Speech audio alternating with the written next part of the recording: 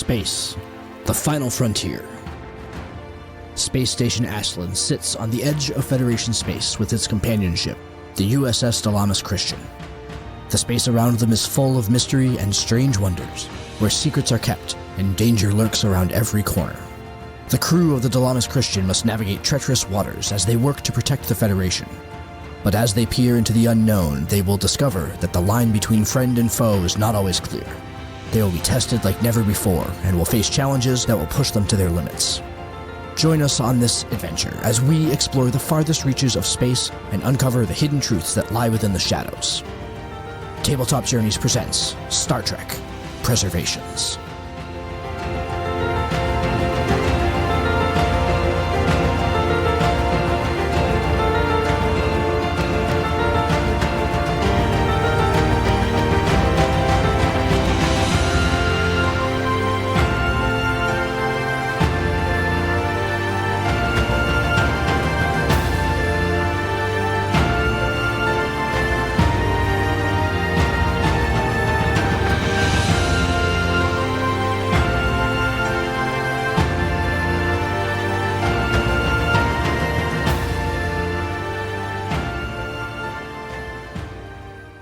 Welcome, travelers. My name is Lee Wanika. I'm one of the co-hosts of Tabletop Journeys and one of the two GMs for the Star Trek Preservations actual play. This is an actual play of the Star Trek Adventures role-playing game, now moving into second edition, which airs on our channel, Tabletop Journeys, every Tuesday. We have 2 years of content. We're about to start our third season, but before we do, we have a series of cast interviews, and we are going to start today with our very own commanding officer. And I would like to hand it off to him so he can introduce himself and the character he plays. Take it away. Excellent. Thank you, Lee. Hi, everyone. My name is Joe Harney, and I am playing Commander Sabian Tobor, the Joint Trill commanding officer of the USS Dilamus Christian, a Saber-class Federation starship, and our hero ship for our Tabletop Journeys Star Trek Preservation game. Thanks for having me. Absolutely. Happy to. We talk all the time over the couple of years we've been doing this gaming thing. We met on Continuing Conversations, the number one podcast for, as far as I'm concerned, I don't care what numbers say, it is, in my opinion, one of the best podcasts for Star Trek adventures there is, and that was born from the breadth of work on the part of Michael Desmuke, Tony Pye, and several others over at Continuing Conversations, the number one fan site for the Star Trek Adventures role-playing game. We met doing a super fan kind of episode where they had a bunch of us come in. We got to talking and pretty much have not stopped. I don't think there's really more than a couple days in a row that either of us don't at least throw a like at somebody's foolishness online at some point. I think the longest we've gone without talking is when one of us has been at a convention and has been busy running Star Trek. So Yep. and actively setting up posts to come out once we're done so that they're there. So like we're communicating with each other. There's just a time dilation in those convention moments. So a lot of fun. So we're here today to do a couple different things, and one of those is just get your temperature check of Season 2. At the time we're recording, we have completed all of Season 2, and Season 2 left on a big cliffhanger. So as we're sitting here, Joe has no idea what happens on the second half of that cliffhanger, so he is in the dark. I am going to do my level best to not give up spoilers, but we are in a tense moment in game. But I did want to touch base with Season 2, how it went, the things that touched you or made you think, hey, this is really cool, I like what's going on, and kind of get a look to Season 3. What are some of the things you're hoping for, looking for, provided everybody survives? Yeah, no, indeed. Because again, as we ended Season 1 last year on a cliffhanger as well, we jumped straight into the action at the beginning of Season 2, dealing with our Epsilon adversaries, and then the fallout that came from there and the investigations that led from one point to another as we went traipsing through the galaxy trying to track down leads, including a slight bit of kidnapping along the way. It all worked out at the end, and we've come back around, and I think This season's been a really good blend of ship in a bottle and a bad guy of the week episodes, but also maintaining the underlying meta plot thread of trying to deal with Epsilon and whomever is behind this. Oh, what was it called? In episode number 1, it was referred to as not the Syndicate, but something equally ominous. And Yes. they've been the shadowy adversary in the background that we've been foiling. And so I'm hoping as we get into season 3, we'll start to tie some of those threads together and track them back to their sources. Yes.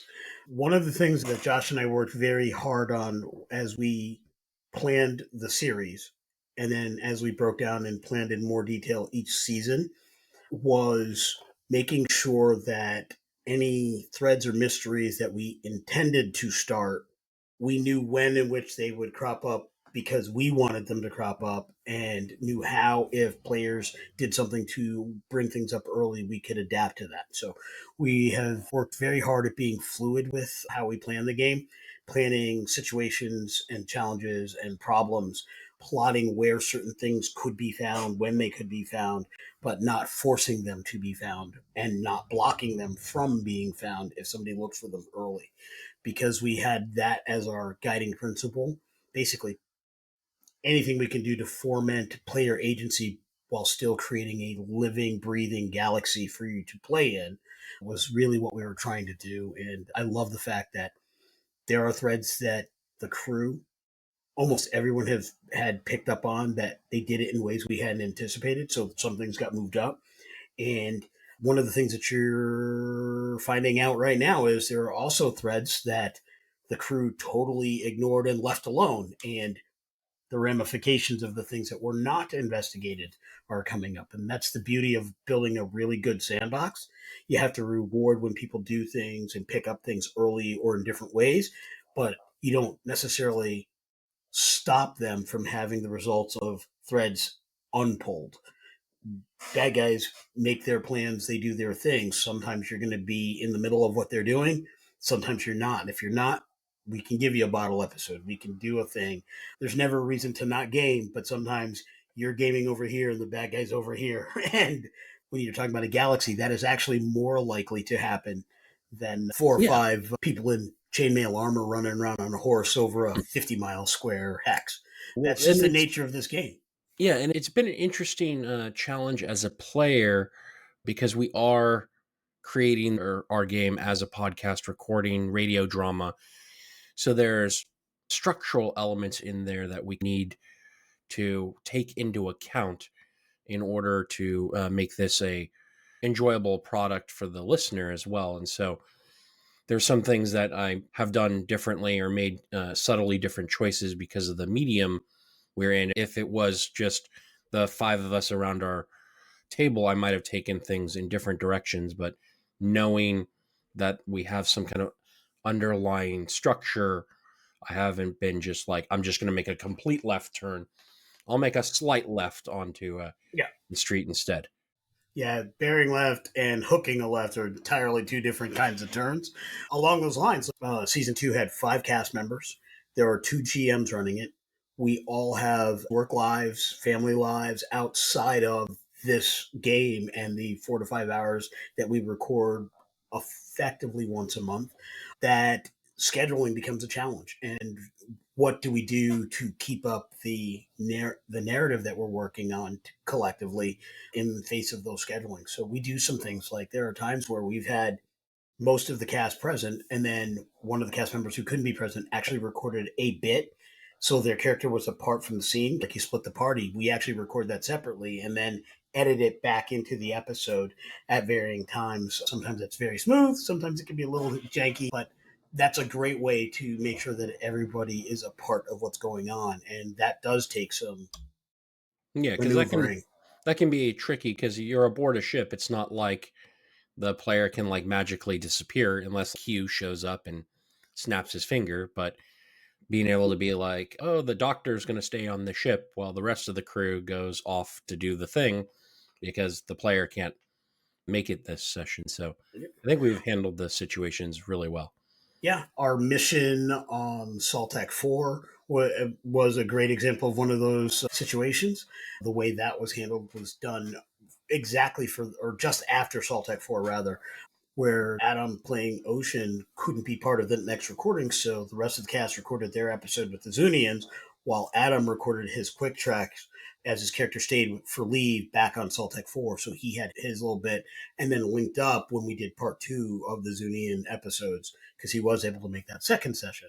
Similarly, with our ultimate episode on season 3, Lacey playing Lieutenant Nealon was left on board the ship to be on the bridge in command of the Dilamus Christian while the rest of the crew was doing their thing on Aslan Station. I actually just recorded her episode yesterday at the time of this recording, and it's going to be fun. But as you all as a cast were so wonderful, I cannot thank you enough for this by not telling her what her character wasn't there for. She totally had no idea what you guys had been up to, and she had not quite gotten to episode 10 yet, so she was just about to fill that in. I said, I'm glad you didn't, so now your bit is going to be clean.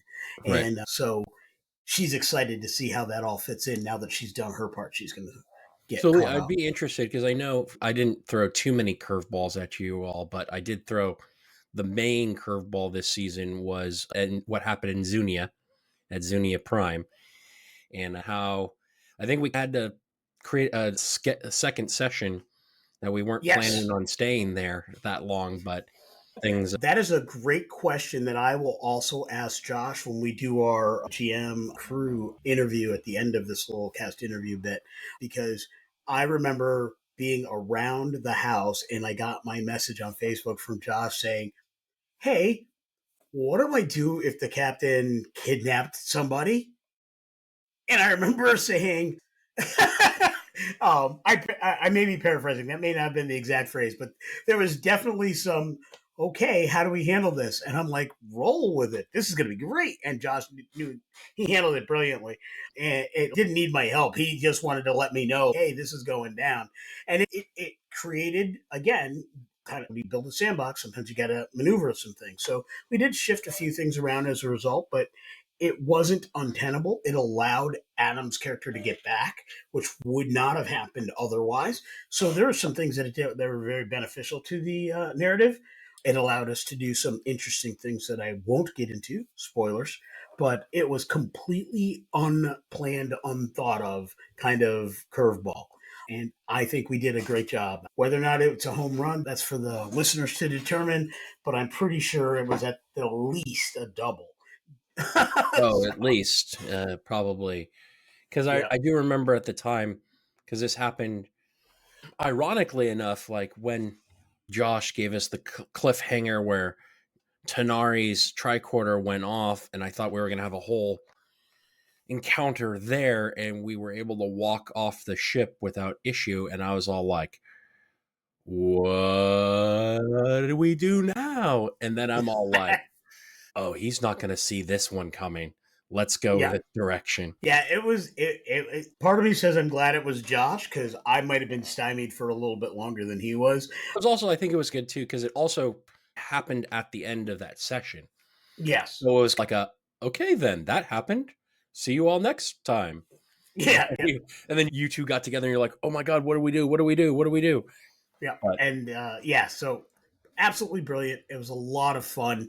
It allowed for some great NPC characterizations. We effectively, through that process, created a whole new species and society and polity and back history within the confines of our game with those characters. And that was something that hadn't existed before we got into that episode. Like, we had NPC. You're generic when you're doing a mission brief, use alien such and such on page such and such are the core rules in case you have to make any rolls, right? We had that. But then all of a sudden it's okay, now I guess we got to get in deep. Let's talk about this. What does this mean sociologically? What does this mean psychologically? What does this mean physically? What are the attributes? Like, we actually now have an actual species that could be a playable species or an NPC stat block for the Zunians, and that is directly as a result of the way the game flowed. And I thought one of my big takeaways from season 2 was the fact that we were able to do something like that because of the way in which the cast played the game. I agree. And one of the things I found the most enjoyable about season 2 is for both Tanari and Najar's paranoia to run full fledged, fully rampant around and be, right most of the time. Whereas Yep, Tobor's like, nah, you guys are overthinking this. And then it's like, dang it. they're right again. There's quite a few opportunities where I think, or at least one that comes to mind, where Najar said, kind of like I said the last time. Little moments like that. Oh, okay, that's a Bones like moment right there. Really enjoyed those moments.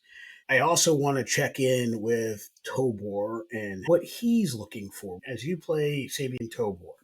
What are some of the things Sabian Tobor is looking for as they roll into 2383? Yeah. So, of course, finding out the threads that are behind the Zunians, especially tying to the Epsilon species and why they seem to be inherently immune to it, has been his true. He thinks that's the key behind the whole thing, and getting called the way to do other things has been frustrating for him. And so he's been, you know, trying to balance that out. And then dovetailing into trying to rebuild the experiential memory from his previous host in dealing with and creating Epsilon, and essentially, figuring out through the kind of the flashback mechanic that we've been using, like what happened on the Christian the first go round and all the events that led up to Nerlina's death.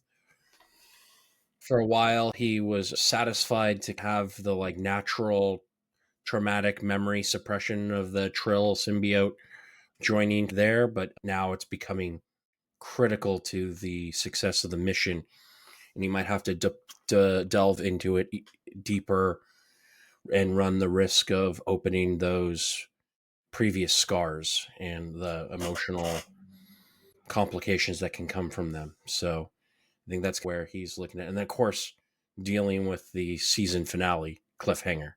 Yeah. Yep. So the cliffhanger is already aired, so no spoilers, but essentially, as the plot has rolled, we have stranded most of the crew away from the ship. The enemy is at the gates. Clearly, a confrontation is about to occur. And so everybody is under resourced, out of position, and faced with a grave existential threat, as well as potential doom from the past. What a wonderful way to leave the season. Yeah, yeah. Well, go big or go home. That's how we play. One of Joe, these one of these days, Tobor's log is going to be like, and nothing bad happened today. One day. as long as you have Tanari rolling dice, I can promise you that will never be the case. Goodness. In addition to talking about the game and the characters and season 2 and all that goodness and the upcoming season 3 things, and Josh is going to be very happy. I have not done any spoilers yet for season 3. I also wanted to talk about the conversion. Obviously, early on in season 2, we got the word that Star Trek Adventures RPG second edition was going to be out in the summer. That did come out, rolled out to great fanfare in the community, extremely well loved by the team here at Tabletop Journeys. It has been nothing but a godsend to my understanding of the more picky or challenging or specific elements of the game that we narrated and played through. I think you said it best, and I used your phrase all the time. Many of the things that we kind of house ruled and role played or narrated through have become the actual by the book rule. And in that, man, this is what we were doing all along. So it feels very natural. What comes to mind specifically is extended tasks. We always were very narrative and applied benefits or negatives based on when or how elements, milestones were reached within the scope of the extended task. The work track might be 20, but at 10, we're going to do a thing. At 5, you'll notice this benefit. At 10, you'll notice this other benefit.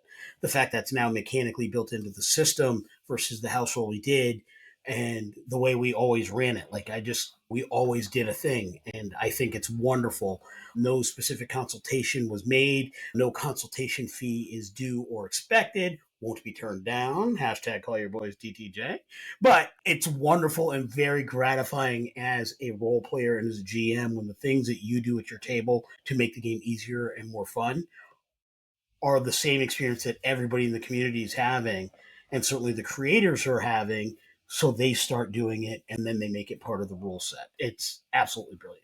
Yeah, and I think we see that as well. And I know one of the things we kind of did a hybrid blend for season 2. We converted our characters. Most of the basic challenges were using the new mechanical system. We incorporated some of the new rulings around like multiple assists, making things a little bit more complicated.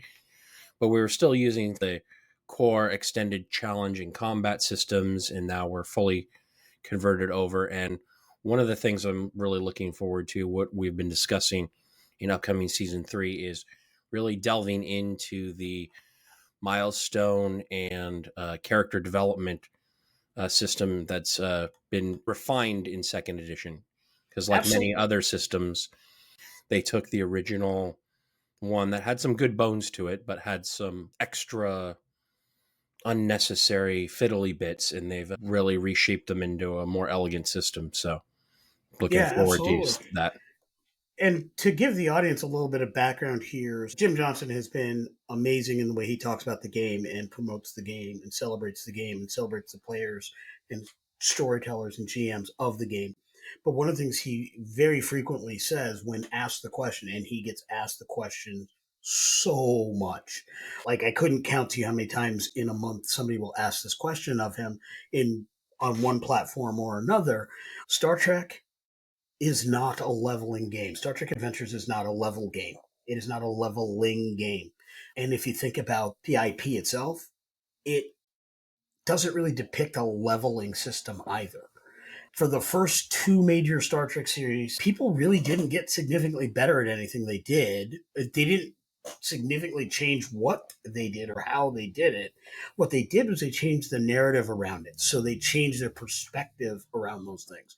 That's not congruent with a leveling system where you have people's perspective changing. That's your values. That's the ability to change your values. That's the ability to swap a focus. Yeah, my hobby was 3D chess when I was on my first 5-year mission, but now that I'm older, I'm working my jet boots while my buddy is an idiot in mountain climbing in the 22nd freaking century. Yeah, I'd say we had to pretty much wait till lower decks till we got to Commander Ransom to find someone who was actually getting yoked and improving his physical stats in the game. Yeah, like never missing leg day. But Never think about it. leg day. But if you're Commander Ransom and you're standing next to Shax on a regular basis, you better be in that daggum gym. You better be in that gym because Shax, Papa Bear's the man, right? As Jim always said, that is probably, if there's anything that makes Star Trek Adventures harder for long-term role players, especially those coming from 5e systems, to connect with, that's probably it. They expect after a certain amount of adventures to get X. So one of the things that Josh and I did throughout season 1 and season 2 is we made sure that we really focused on how characters were regarded within the scope of the game, NPCs' reaction to players, and this was completely narrative. We didn't know the system. I actually owned the book that pretty much introduced and glorified the system, and I use that word glorified quite purposefully in that in my house I have the Klingon rule set from 1E. I bought that very early on because even though I wasn't running a Klingon game, I knew at some point I wanted to. So I bought that set off the rip as soon as it became available to me. And I didn't even get the reputation system well at that point. Yeah. But I was always gaming that way. In season 1, when the crew handled the Xindi mission, from that day forward, anybody that could have known about that usually refers to the characters about that. Before we go too much further, I just want to peel back a little bit to what you were saying about it being a game of growth and not advancement. And we actually did see that was very much identified and supported by Jim and Modifius, that as we got the discovery expansion book, and then we got the Discovery character packs. We got character packs from season 1, season 2, and season 3, and Jim and the team very purposely showed how the characters grew from one season to the next. And it wasn't with different stats or different departments. It was changed values, changed focuses, new talents coming in to replace old ones that they'd been focusing on or had let other others go. Take your TOS cast, which in various packs they've shown up a couple different times. The same thing, if you track them, if you track the TNG crew from when they first show their stats to Picard era stats, and you look, you can see the value changes. You can see the focus changes along the way. And I think that's awesome. I love the growth. And I think that was really important. And this is the kind of conversation where if I don't hold us to our notes, I will get us way off track. So I'm going to go right back to them, and we'll focus on reputation when we get there. Because I was going to say milestones leads into reputation. So I think we should kind of follow the order in the book, right? So one of the things I think that they did really well, and I think you were getting to this originally, is that with the release of the Klingon Core book and the TOS Tricorder Digest, they took a bunch of lessons learned and revised the milestone and reputation system. And then in second edition, they refined even more on top of that.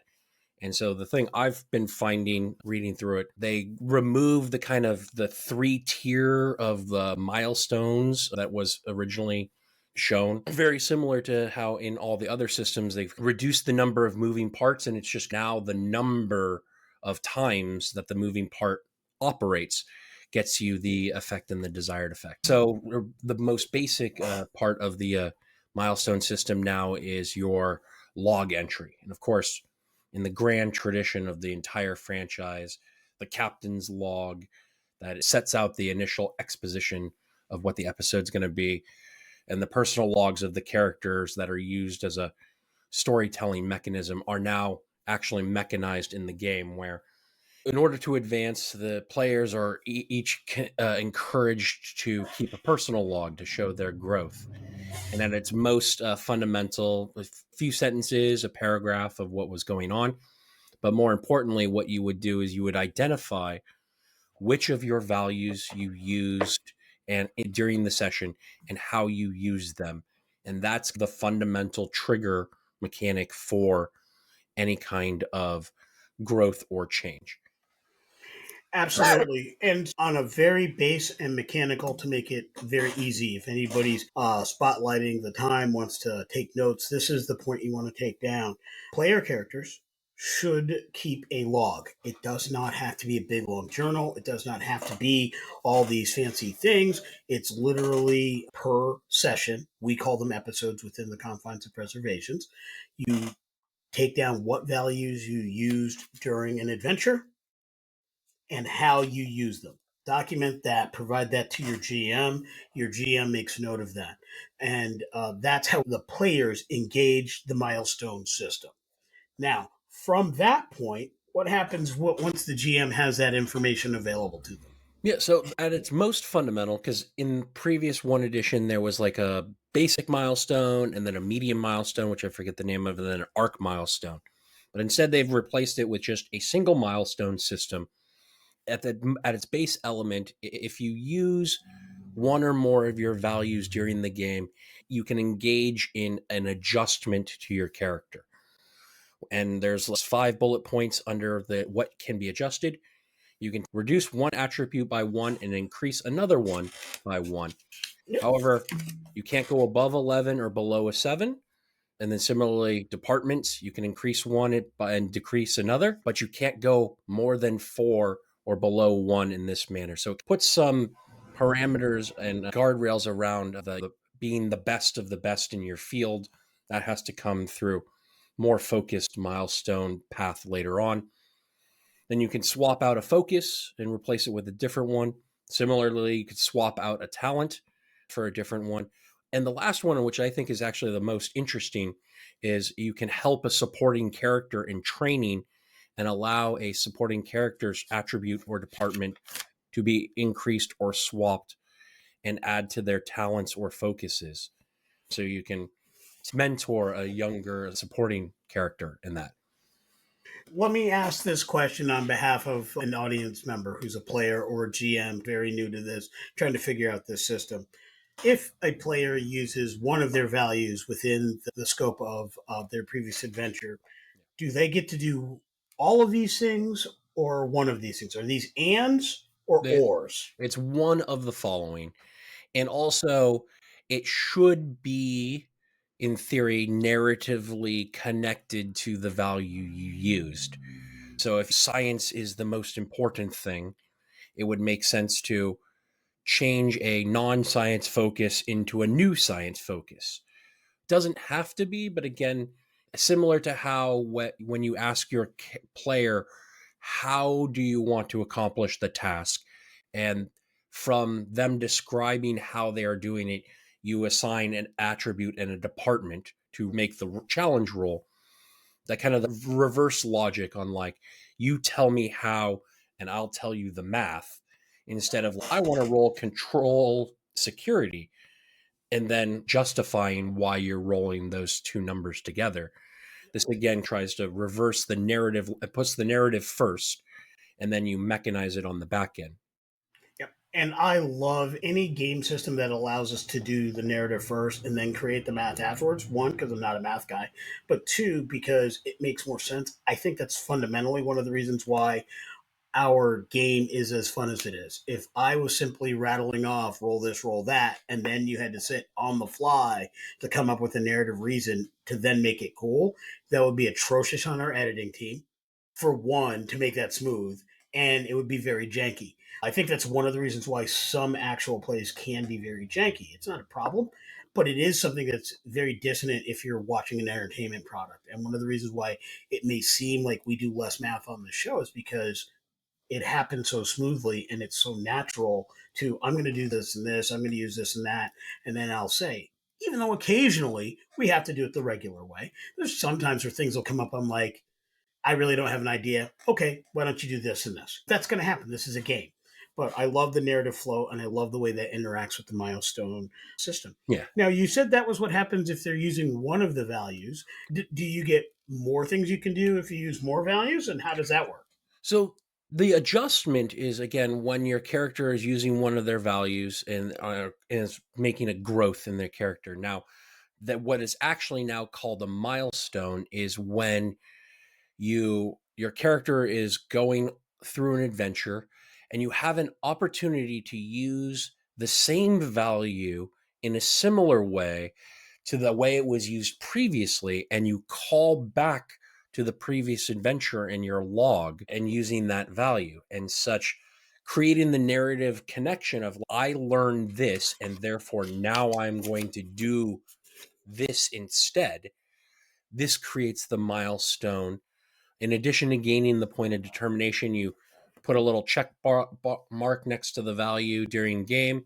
And then at the end of the adventure, when you're doing your log, you can get the milestone itself, which has a much more expansive list of ways in which you can improve not only your character and your supporting characters, but you can also enhance your ship. All right. And what are some of the ways that you can use that big milestone to impact your character? So similar to how you can make an adjustment where you go up by one and down by one. However, at this level, with an attribute, a department, a focus, or a talent, you can add one without taking it away.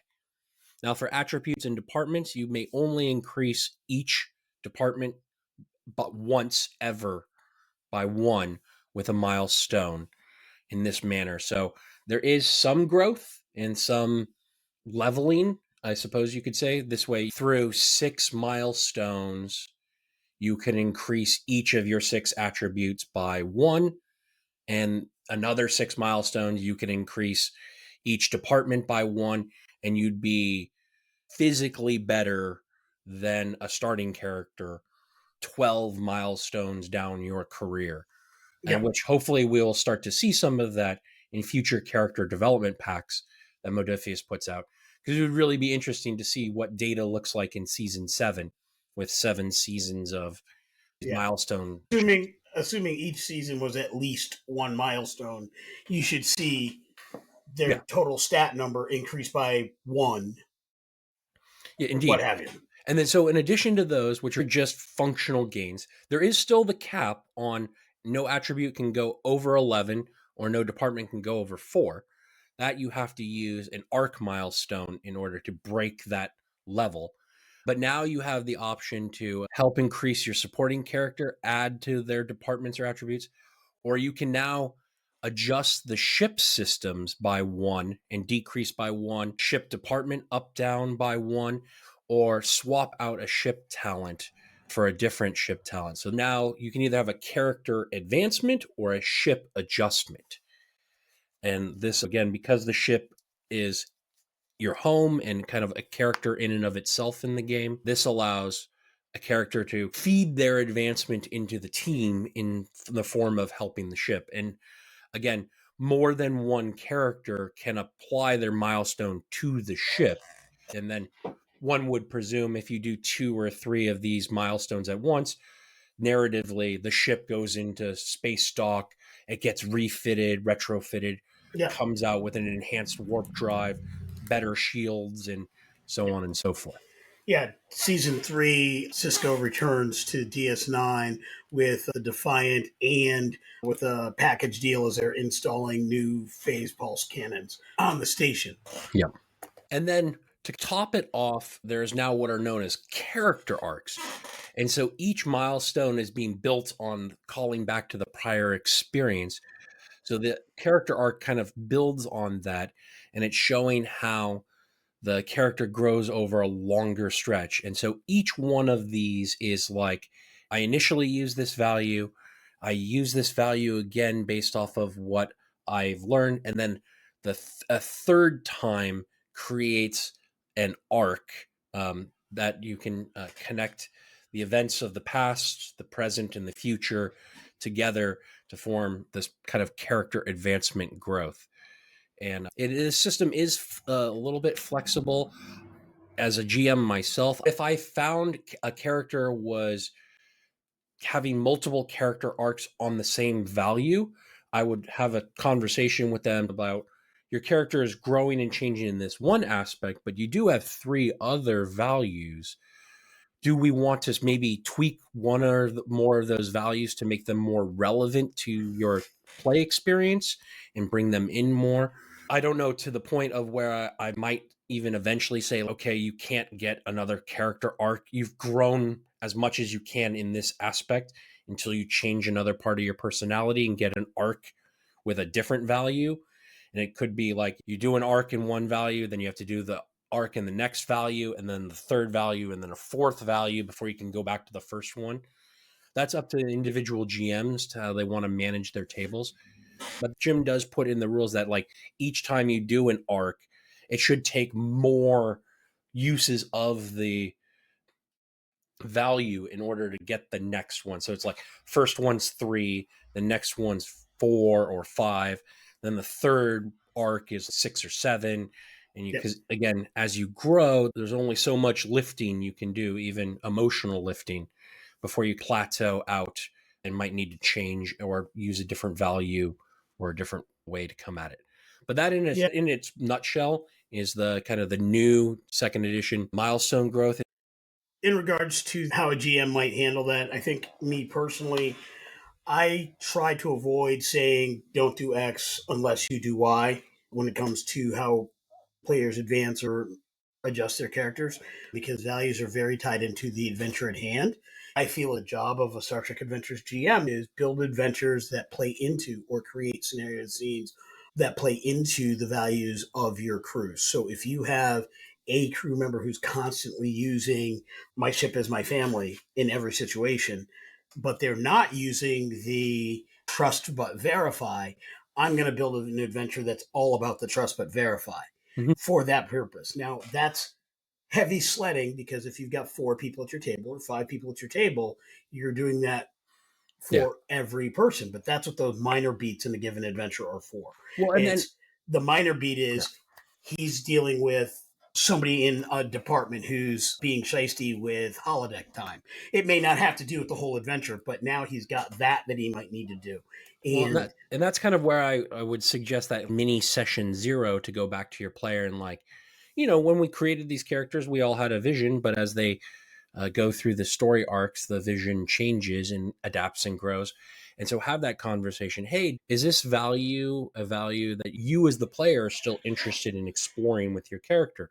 And if not, let's go ahead and change it up and tweak it and bring out something else. And so absolutely.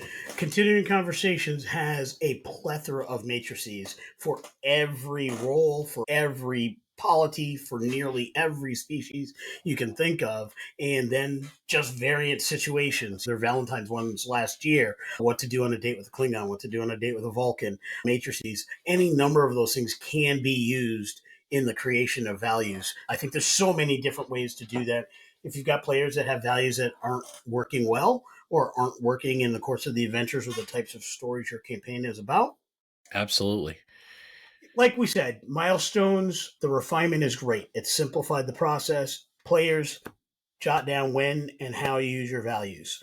Give those to your GMs. Your GMs will let you swap things up and down within the parameters. You do that 2 or 3 times. You now have an arc, which allows you to add to your character, not just swap. When you get to that arc, you are also in a position where you could say, look, I'm the chief engineer. I'm good, but I really want this ship to have this.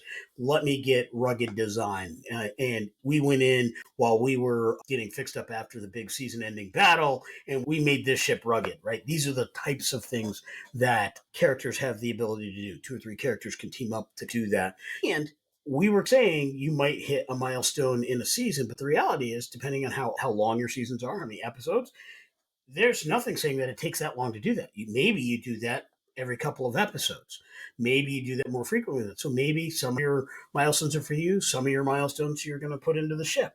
Individual decisions, crew decisions. We as GMs have session zeros. There's nothing stopping players from throwing in a Facebook chat, hey, this is what we're being given. What do we want to work with? That kind of thing. So I think there's definitely a lot of benefit there.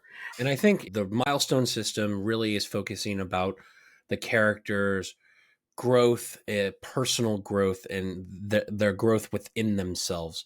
Whereas the reputation system, see the transition I'm making, Lee? The reputation system is about your growth externally and how your professional reputation and other members of Starfleet and other polities view your character and the actions that they've taken throughout the courses of the current adventures. Absolutely. To give you a history on reputation, this was something that, again, we were gaming pretty much all along without realizing we were doing it and without putting any of the mechanics or the math behind it. We were doing it the whole time. Interestingly enough, and codified in second edition, player characters start with a reputation of 3 within your polity. Now, that is effectively a trait which can be used positively or negatively in variant situations. So you have that reputation, you can be counted on within your polity to do your job. That's basically where you start as a character. Unless you and your GM have narratively said, I want my character to have a 1, Tom Paris. It comes to mind. Yeah. Which you absolutely could do. I can see a lot of good narrative in doing that. As a GM, I would say, if you're going to take that, I'm going to give you something else to replace that, because that can have some impacts, but that is important. But the cool thing about that reputation is that trait is neither positive nor negative. It is its thing, but it has multiple values depending on where you are. So if you're a Starfleet officer with that standard reputation, that's great when you're in Starfleet. You go into District 9, that's not so great. And it's at that same value. It's as negative in some areas as it is positive in others. Well, and the way I would say this, because the reputation scale that they've refined in the Klingon book and brought in, it's a 0 through 5 scale, with 3 being the center starting point. So actually, as what I've done GMing is 3 is the trait that says, on the new character sheets, you are a Starfleet officer. So that's the 0, that's the midpoint. And if you were to go up to a reputation 4 or a reputation 5, what I would do is I'd take the Starfleet officer trait and make it a Plus potent 1, trait. plus 2. +1, +2, or -1, -2 if your reputation goes down. I would probably change it to infamous Starfleet officer, which could help you. And then, like you said, then you get when Captain Picard walks into a archaeological conference at Daystrom, he's +2 on his reputation. But when he goes undercover, all the smugglers walk away because they know who he is. So it isn't exactly a trait, but I myself have adapted and Yep. proposed a solution that we modify the reputation level 3 is like your standard Starfleet officer. More well known, you get your Starfleet officer trait is more impactful in either direction.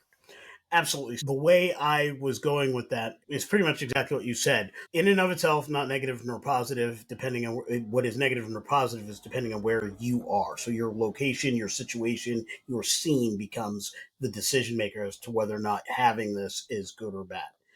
But what's most important is this is the baseline. Everything else is its variance. So your potency comes from the variance from the median. So 3 is the median. If you're Starfleet +1, that's a reputation of 4. If you're Starfleet +2, that's a reputation of 5. If you're Starfleet infamous -1, that's a 2, so on and so forth. And that has impacts depending on where you are in the scenes that your GM and storyteller puts you in. So I love that system, and we were effectively doing that all along without any numerology to it. The Xindi mission, everybody on the Dilamus Christian, they were hailed as heroes because of that. Now, with that reputation system and that basic information, what it really allows for and talks about is those types of effects, when it's effective, who perceives that, where it might be one thing or another.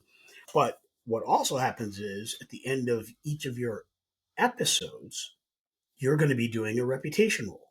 And it is based on several things, but most specifically a set of questions about the positive things that happened or that you engaged in and the negative things that resulted or that you engaged in. We're not in the course of this conversation to get into all of the specifics, but effectively, you tally up the number of good things, you tally up the number of bad things. That is, of course, based on your polity.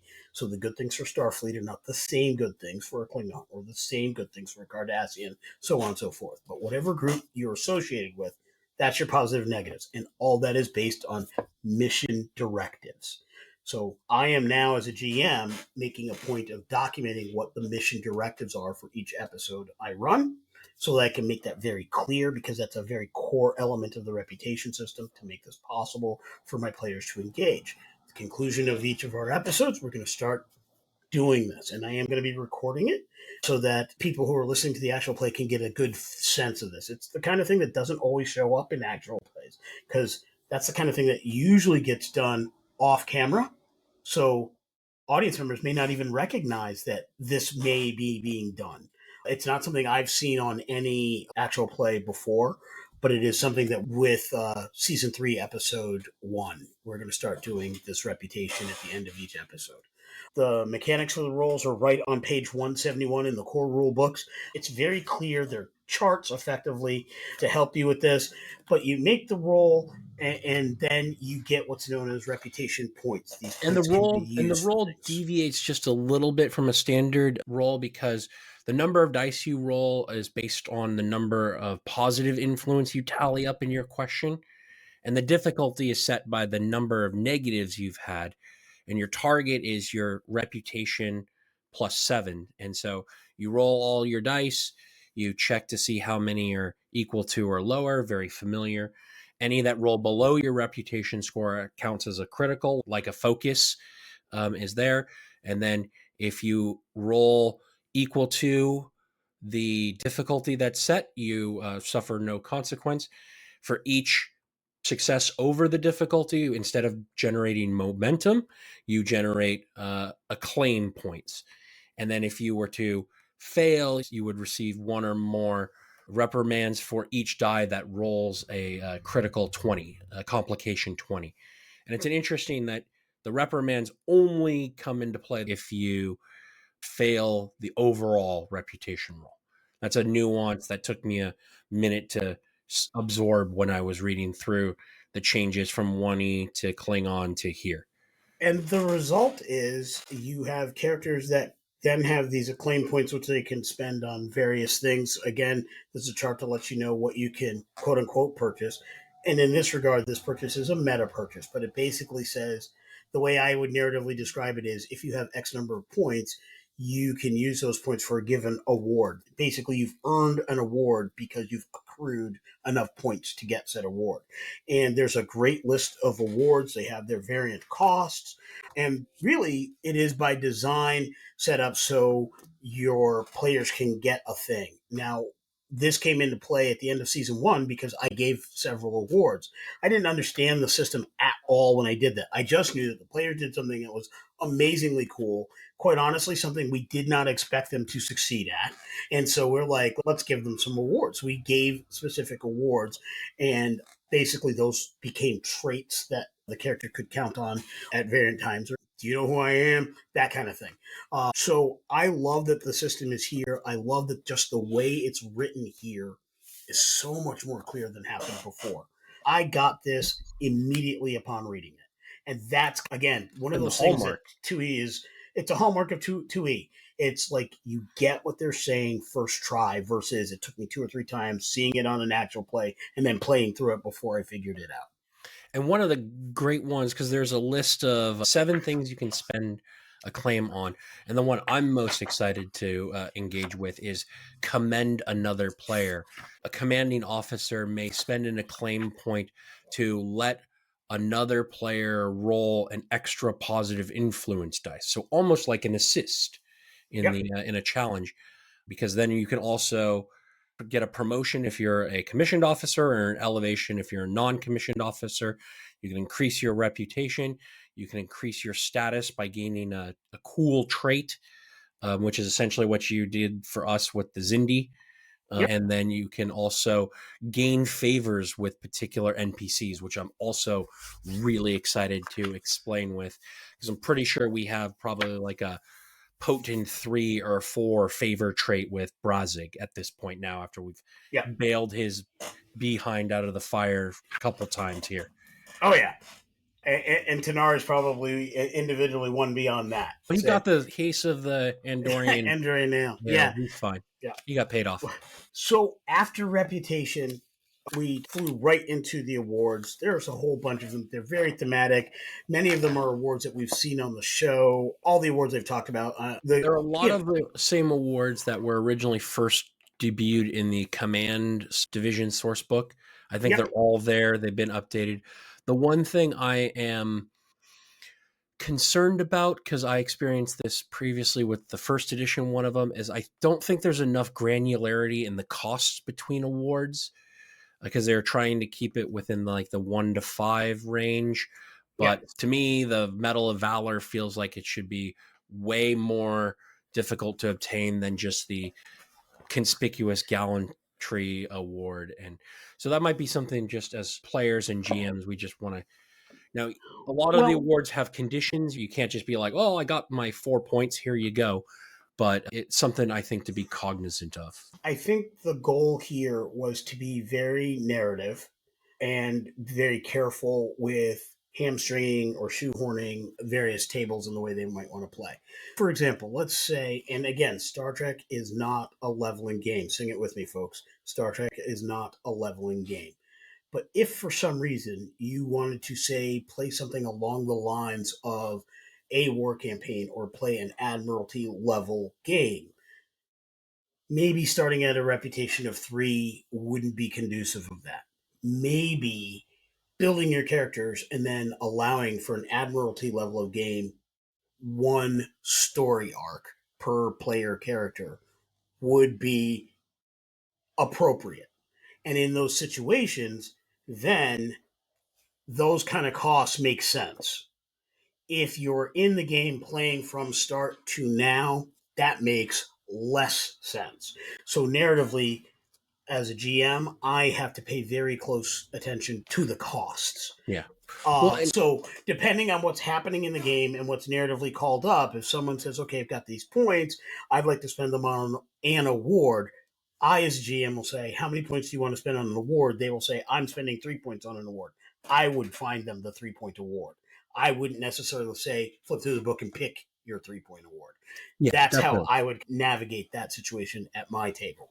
So now you bring up a really interesting point, Lee, that I'd given some thought to, but like the reputation system as presented in the book is a static map, but there's nothing that would prevent you from making it a little bit more dynamic. Whereas as a junior officer, there is a reputation from 0 to 5, so that you're like a well-known junior officer or an unknown junior officer. And then there's senior officers that are more well-known than others. And then there's even flag officers that may be more well-known Yep. than others. And you can have these tiers of it where even some admirals are obscure, whereas Lieutenant Commander Data is the most famous lieutenant commander in all of Starfleet. So you don't have to feel like you're locked into like, well, if you have a reputation 5, everyone in the galaxy knows who you are. You can be a very well-known officer in a region as deep as you want to go. You can have regional reputations, you can have polity reputations, you can have galactic reputations. And there's a couple different ways. It really depends on how granular you want. If you want to just keep it at a space level, very simple, use 1 reputation, and that's fine.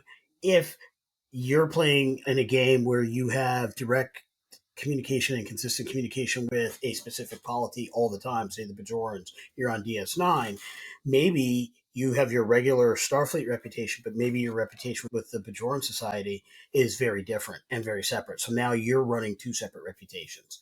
There's nothing in this game that says you shouldn't do that. Then you can use traits. You can use the favor traits. Yeah. For Cisco as emissary of the Prophet, it gets a +1 to every reputation roll on Bajor, right? Yeah, pretty much. He probably doesn't wait for seating at the local Hasperat corner store. Just probably doesn't. I'm sure the emissary walking through PAX Unplugged would have a challenge being able to navigate. So these are the kinds of things that the game really allows for. So there's different ways to manipulate and work that, but the base system is really smooth, really easy to work with. It'll get you through a convention game. It'll get you through a campaign with your friends. It'll get you through a campaign with casual acquaintances and new people that you might meet at your local game shop. I think we've covered a lot as far as that system goes, but if we left something out, if there's additional questions you have, please let us know. This is going to be airing as we are in a regular season break between season 2, season 3, but that doesn't mean we're not paying attention. We're not answering questions. We're not here for you. Hit us up. Whether you're listening to us via our YouTube channel or you're catching us on Spotify, both of those avenues allow for comments, allow for questions. Join us on Facebook for our Facebook community group. Let us know there. If you catch any number of us who are on the Star Trek Adventures Facebook group, or if you want to post questions on the continuing missions website to anything that we may be posting over the next few months, please do so. I look forward to the conversation. I look forward to answering questions about running this game. I am going to a lot of conventions, running this game as often as I possibly can. And what I cannot wait for is when I roll into a convention and I'm one of 2 or 3 Star Trek tables that are being run that weekend. That's the goal. If I go into a convention and I'm sharing a game room, this is now the Star Trek room. So all 5 tables in that game room are running Star Trek Adventures. That's the goal I'm running for. Currently, I share with some other wonderful sci-fi storytellers and game masters and content creators, and I love sharing space with them, but I would really love to have 2 or 3 different Star Trek tables at a Well, wait till we get the Admiralty game that is being influenced by the other games being played during the rest of the convention. Oh, yeah. Then we're all stacked in. Yeah. When we can have an Admiralty game going on for an entire weekend, so the players at the Admiralty game are doing that thing, and then they're giving the missions to the individual tables. Whoo! Now we're cooking with gas. Like when the Rutledge Battle Group, now known as Regional Operations Command Group 2, each table is one of the ships, and Aslan Station is in the center, and they've got players who are making their roles to get communications to the different tables and provide assets and resources to the different ships doing their individual missions. Now the warp engines are online, and we are ready. With that Something said, to look forward to in 2025. Yeah. Absolutely. With that said, Joe, always fun. Great having you here, chatting with us about milestones, reputations, awards, advancement, Star Trek Adventures, and specifically about Commander Tobor and all the cool things that have been happening. Can't wait for next season. Thanks again for joining us tonight. All right. Thanks, everyone. Have a great day. All right. And as I like to say, closing out Star Trek stuff, IDIC, y'all.